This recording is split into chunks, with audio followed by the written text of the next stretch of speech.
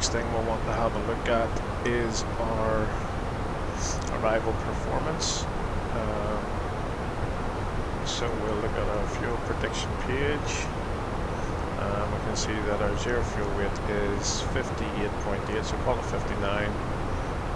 We're expecting to arrive at Birmingham with 2.5 tons of fuel. So that'll be 61.5 tons gross weight. If we move over to our tablet,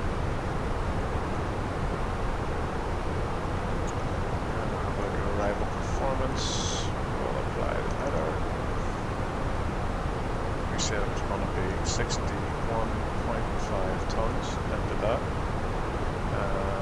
We are going for a flaps 3 configuration, and we're going to go max reverse.